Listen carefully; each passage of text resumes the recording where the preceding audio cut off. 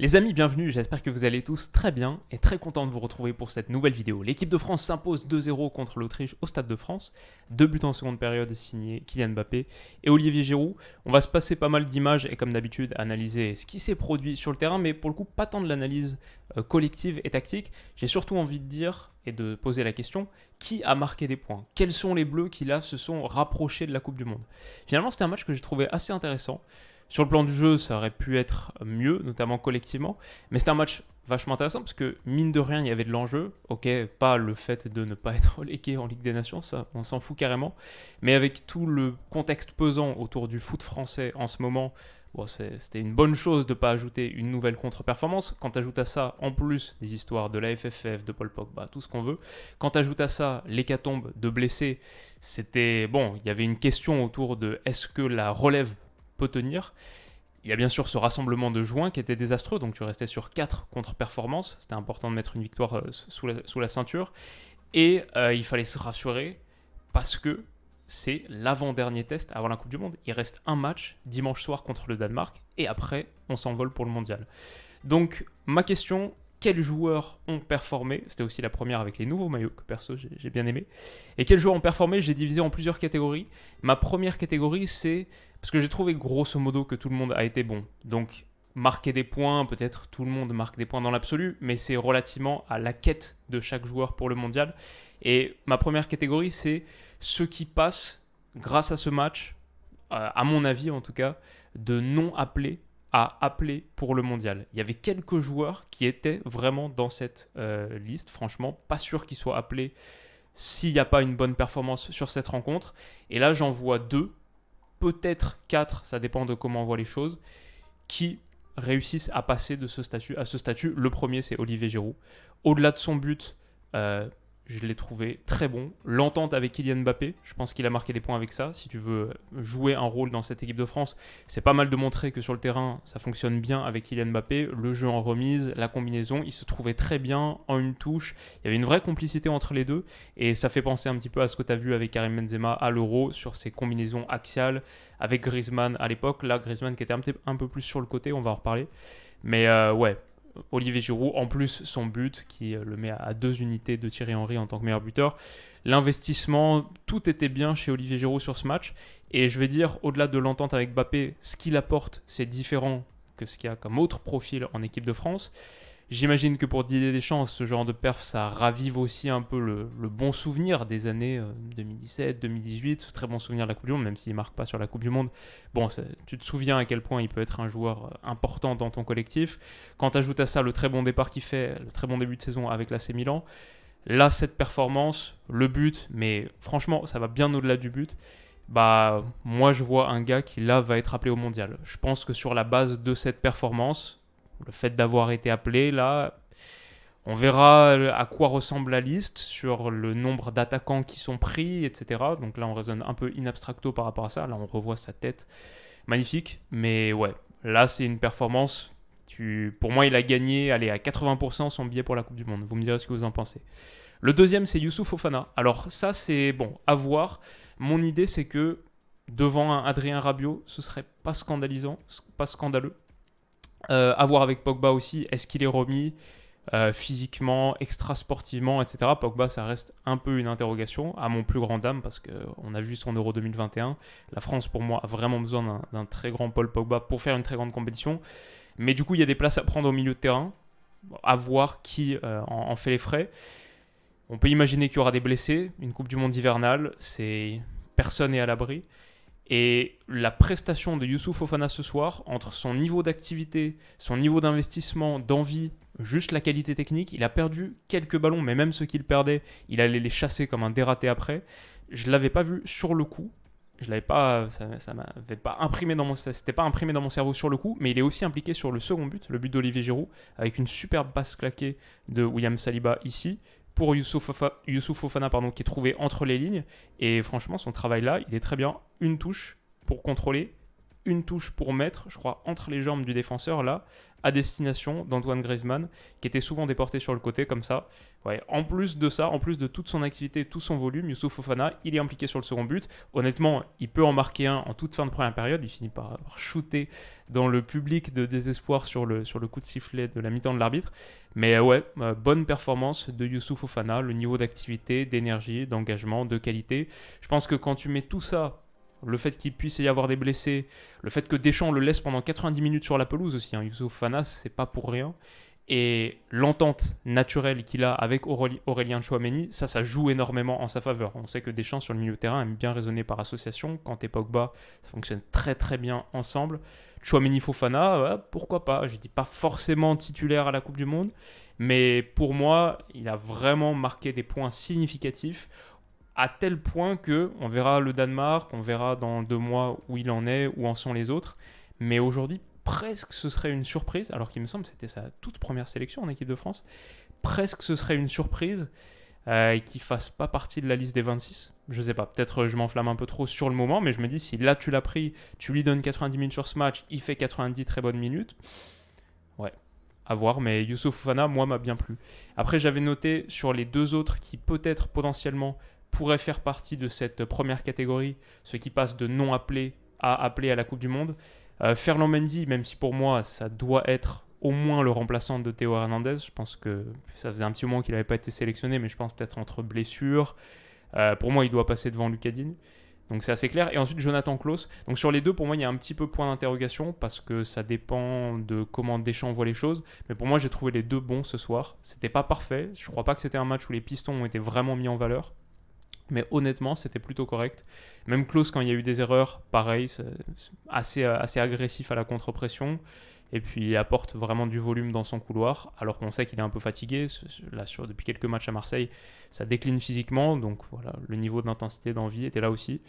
Je vais pas dire forcément qu'il passe. J'ai mis un petit point d'interrogation là-dessus, de non Coupe du Monde à Coupe du Monde, parce que ça se trouve, ils étaient dans le wagon. Peut-être Deschamps les considère déjà comme à minima des doublures.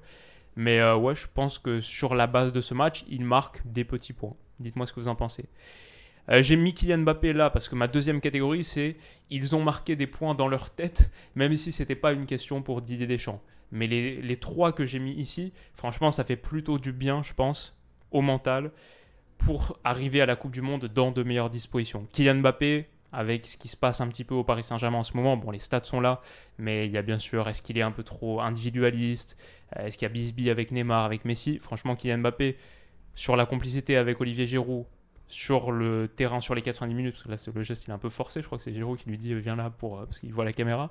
Mais sur la pelouse, franchement, les deux, ça marchait bien ensemble. Kylian Mbappé, il était à l'initiative de tous les mouvements dangereux de l'équipe de France. Même avant son but, à chaque fois que l'équipe de France réussissait à créer un décalage, notamment à l'intérieur, ça partait d'un Kylian Mbappé qui avait accéléré, parfois depuis le demi-espace. Bon, il a raté des trucs. Dans la zone de finition, c'est normal de rater des trucs. Mais franchement, Kylian Mbappé, je pense que son but va lui faire beaucoup de bien. Son match lui fait beaucoup de bien. Et ouais, c'est une très très bonne nouvelle pour l'équipe de France de l'avoir à ce niveau-là en EDF.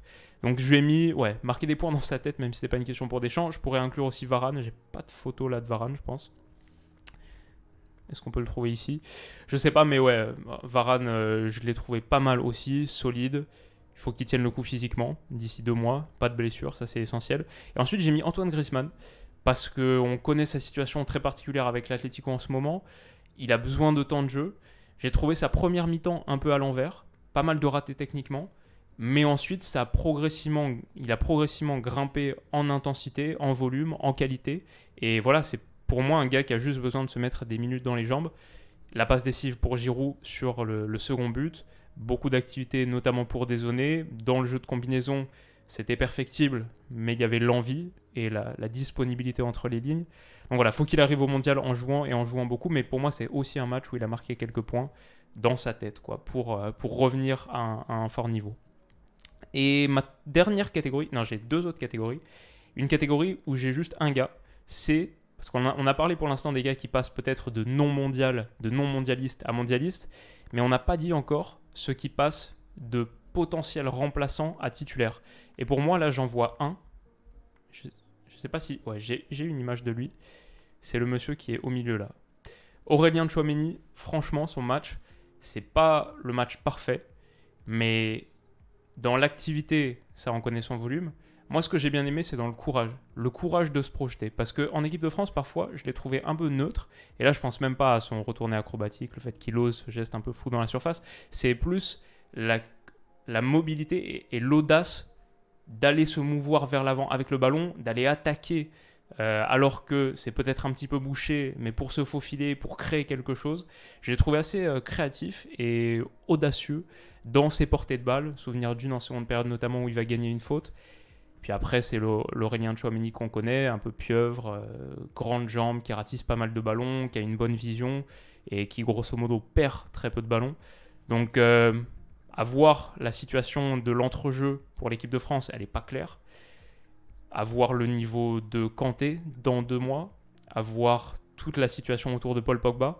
Mais pour moi, Tchouaméni, alors qu'il y a quelques rassemblements, on en parlait, on disait c'est pas mal, mais je préfère encore Kanté Pogba ou Kanté Tchouaméni, je crois. Non, Tchouaméni Pogba, je disais. Même s'il est dans un registre un petit peu plus gratteur de ballon, en vrai, je disais, on avait tellement besoin de Pogba, voilà. Bah là, franchement, je trouve qu'il marque des points par rapport à ses derniers rassemblements. Donc, ouais, Tchouaméni m'a bien plu aussi. Et ensuite, ma dernière catégorie, c'est un peu plus neutre, / sans avis. Alors, j'ai entendu les commentateurs parler pas mal de Benoît Badiachil. Ça m'a pas tant que ça sauté aux yeux. Il y a eu 2-3 trucs qui étaient bons. Je crois que je reste un peu sur l'idée aussi du joueur que je connais à Monaco, qui, même s'il est intéressant balle au pied, parfois il y a des erreurs de concentration, qui fait que j'ai du mal à lui donner peut-être tout le crédit qu'il mérite. Après, il est encore, mine de rien, très jeune. Mais ouais, j'imagine il marque plutôt des points, parce que tout le monde a été bon. Mais de là à le mettre nécessairement dans ma liste, et genre dans les 5 centraux qui iront avec la France en Coupe du Monde, je sais pas. Qu'est-ce que vous en pensez ?